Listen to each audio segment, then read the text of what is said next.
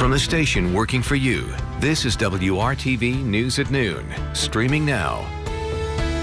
And thanks for joining us here on the news at noon on this Wednesday. I'm Lauren Casey with Todd Clausen standing by with a check of our temperatures out there. A cold start, Todd, to our morning. What can people expect for their lunch hour? Yeah, you know, we've rebounded quite nicely here, Lauren, from where we were this morning. Many locations were below freezing and even in the 20s. And right now we're up to 45 in Indy, and that's a pretty common number from Columbus down towards Bloomington. Slightly cooler still up in the Peru area at 39, but it's 47 currently in the Lafayette area. It's been a pretty calm morning, but that too is about to change here across the area as the winds are now just starting to pick up. You can see some wind gusts here anywhere from about 9 to 14 miles per hour. So that's really not all that bad. But look at Terre Haute and then over in Champaign where they're up to 25 already. And that's what's heading in our direction. But it's a southerly wind, which is good news compared to earlier in the week when we had that northwesterly wind. That's a chilly wind direction. The southerly wind is going to bring our temperatures eventually by tomorrow back above normal. And you can see the camera shaking here just a little bit, but there's hardly a cloud in the sky right now. And as we work our way throughout the afternoon hours, there'll be some high thin clouds at times, but overall a pleasant afternoon as temperatures get close to 50 degrees. Again, that wind though will make it feel a little bit cooler. This evening we drop down into the low 40s by 8 p.m. Now tomorrow's a very windy day for us, but it's a mild day. More on that coming up in just a few minutes. All right, Tom, thank you. New this midday, one person is in critical condition after an argument between neighbors in Lawrence led to gunfire. Police were called in around 7:45 this morning to the landings of 56 apartments. That's near Shadeland Way and 52nd Street. Lawrence police did not say what led to the dispute. They did say that the person who fired the shot remained on the scene and is cooperating with investigators.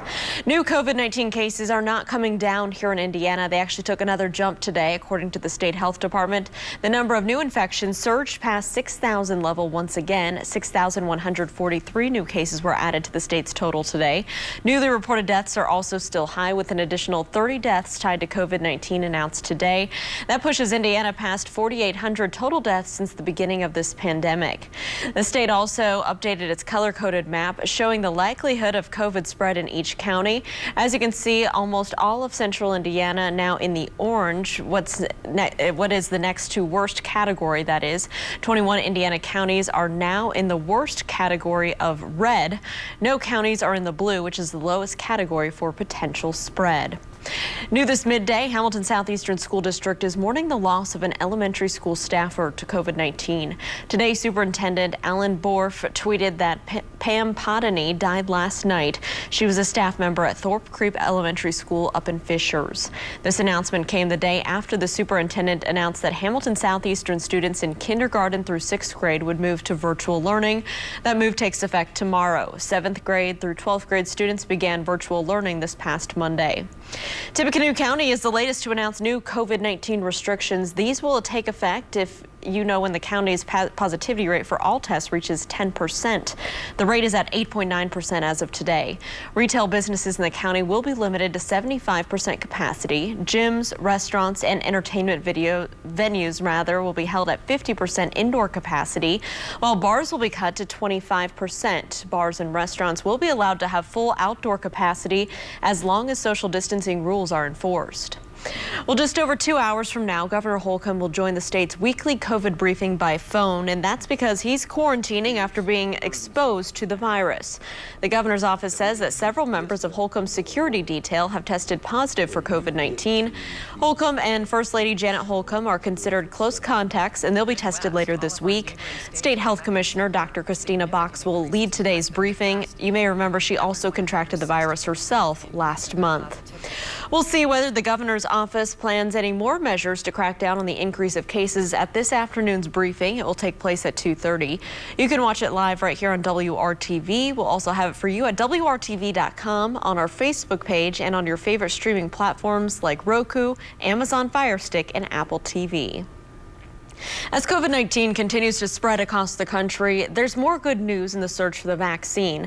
One drug company says it's a step closer to submitting the vaccine for emergency approval by the federal government. ABC's Rena Roy has more. A finish line in sight in the race for a vaccine. Pfizer announcing new data shows its vaccine is more than 95% effective for all age groups, races, and ethnicities. The pharmaceutical company now preparing to submit the drug for FDA emergency authorization in the coming days. Federal vaccine expert Dr. Rick Bright on MSNBC today. It is very encouraging that we've heard an update from Pfizer that their phase 3 clinical study of the vaccine shows really remarkable effectiveness. Promising news as the U.S. struggles to contain the rapidly spreading coronavirus. Every state is seeing a surge in cases and hospitals are overwhelmed. Suzanne Sims is by her husband Curtis's side in Oklahoma. God, don't you quit fighting on me. As the 57-year-old fights for his life in the ICU. His chest will raise and then he'll get like one little syllable out and you're trying to breathe for him. The surge in patients taking its toll on frontline workers with many facilities at or nearing capacity. I'm not sleeping very well these days. This as demand for COVID-19 testing skyrockets ahead of Thanksgiving. From Ohio to California and just outside of Boston, long lines of cars, some people waiting up to 5 hours to get tested. I passed the 2-hour mark an hour ago. Labs across the country feeling the strain, but overnight the FDA approved the first at-home COVID test with rapid results. I think it's really good news. The problem right now is we don't know how many of these tests will be available, how long it'll take to get the tests out there. Meantime, at-home PCR test kits are becoming more widely available. They cost over $100 but are sometimes covered by health insurance, and they're usually sent out by mail for results, which can take up to several days. Rena Roy, ABC News, New York. Well, there will soon be a new top prosecutor at the U.S. Attorney's Office here in Indianapolis. Today, Josh Minkler announced he was stepping down from that position.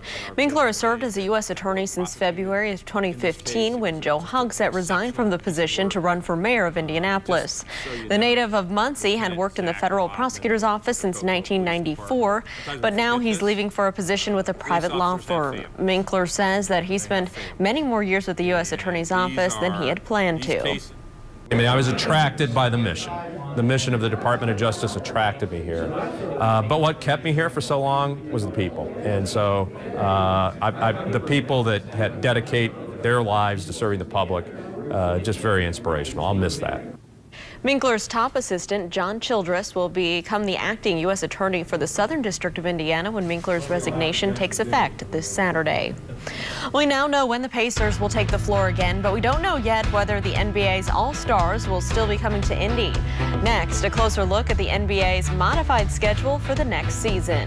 Todd. And Lauren, it's pretty quiet out there right now with lots of sunshine and temperatures that are pretty seasonable. And I know there's not a whole lot showing up on the map with those blank circles here in central Indiana. But what I want to point out is not so much what's in central Indiana, but what's in Illinois. Wind gusts already up to 30 miles per hour. Those gusty winds heading in our direction. We'll talk all about it coming up in your Storm Team forecast when the news at noon continues right here on WRTV.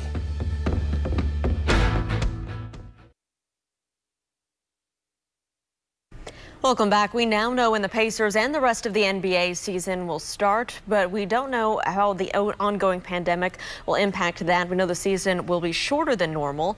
The NBA announcing that the upcoming regular season will be 72 games instead of the usual 82. The season will begin December 22nd.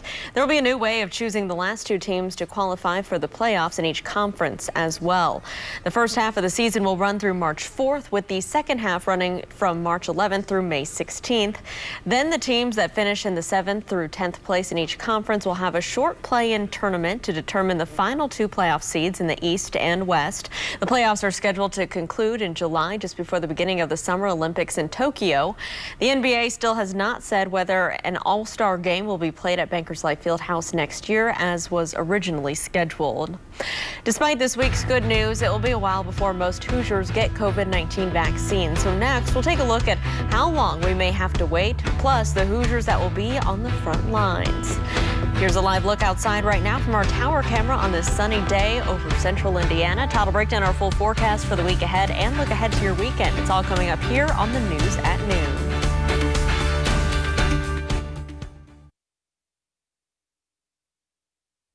Welcome back. There are high hopes after recent announcements of 2 successful COVID-19 vaccines. While health officials are hopeful, many are cautioning that vaccines do not mean that life will go back to normal overnight. Our own Cornelius Hawker is getting some answers to some of your questions. Within days of each other, Pfizer and Moderna announcing COVID-19 vaccines with a 90 and 94.5% effective rate. But doctors caution this isn't going to take all our worries away yet. It's going to take time. First of all, we're looking at months. Certainly everybody's not going to get it to start. Your average citizen watching home from TV, unless they are, in a very high-risk population. Emergency Department Dr. Stephen Samples says more companies are going to have to produce effective vaccines to meet demand around the world, especially since both of the successful vaccines require 2 doses. If you think about it, 7 billion doses times 2, so 14 billion doses of drug. So the Pfizer and the Moderna, we're hoping that others come right up behind them and start churning out doses as well. Some have questioned if these vaccines are safe, considering the timeline under which they have been made. Dr. Sample says the answer is yes, because they were produced using messenger RNA, tiny snippets of genetic code that tell cells to build proteins and are the key to unleash the immune system. Your cell's own machinery are going to pump out the protein that this mRNA codes for.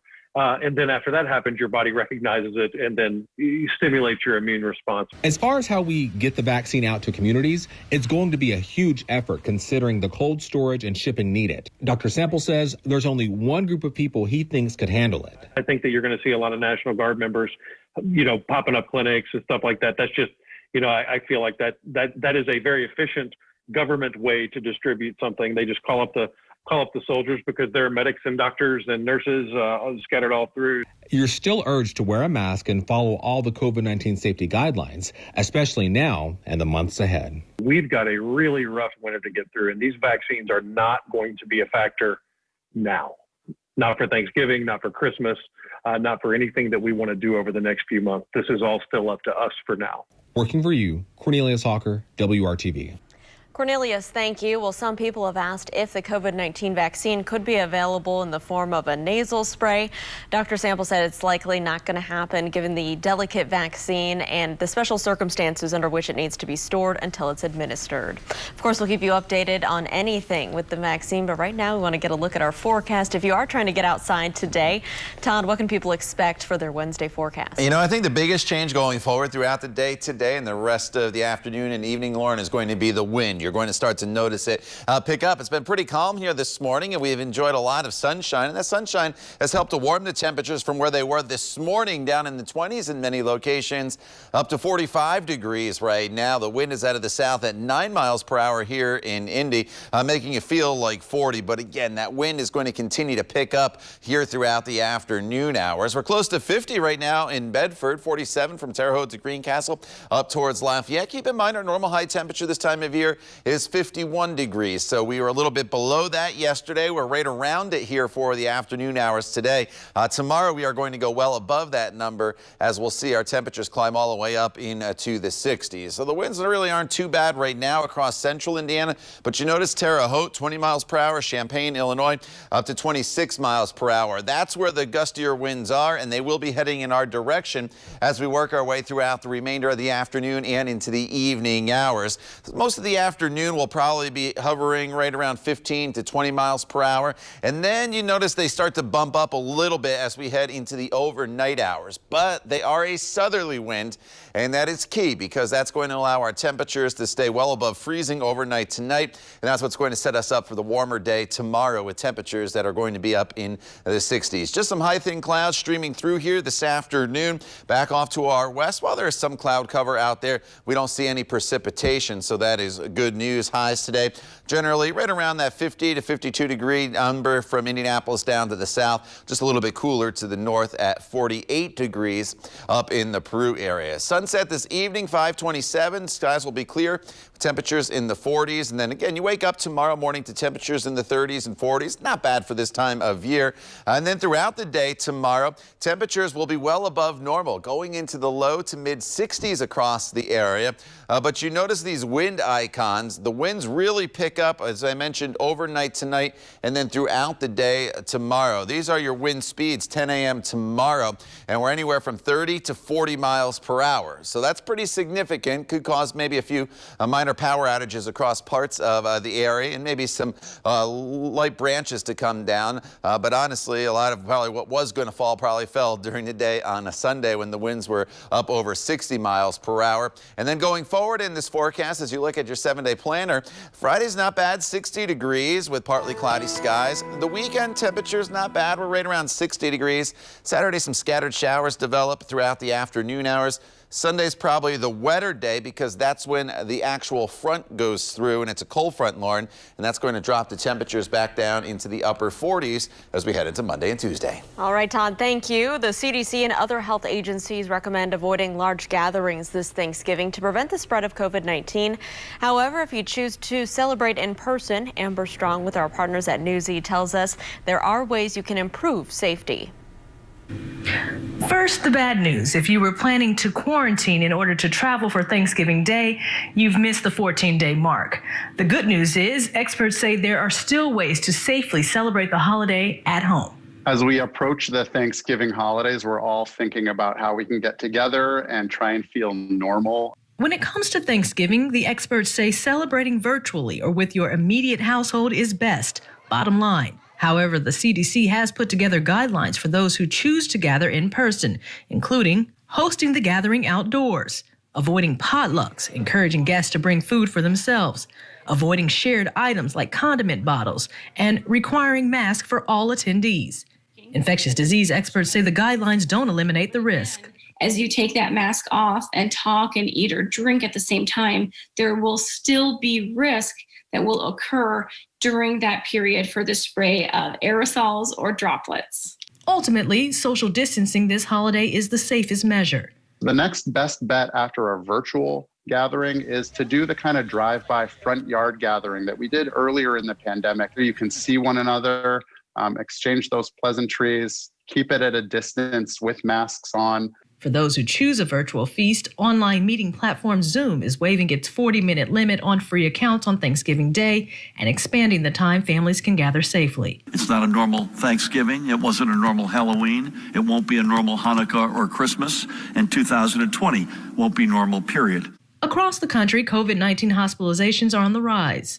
Local officials in Michigan, California, Iowa, Pennsylvania, and New Jersey are among the list of states with newly implemented restrictions on the number of people allowed to gather indoors. President-elect Joe Biden is encouraging people to follow the guidelines of small gatherings and masks. I just want to make sure that we're able to be together next Thanksgiving. Next Christmas. Now, if you do plan to travel out of state, check the local guidelines. Many states require visitors to quarantine upon arrival. Amber Strong, Newsy, Northern Virginia. And let's take a live look outside right now from our tower camera. We'll have more news and one final check of your forecast coming up next. You're watching WRTV.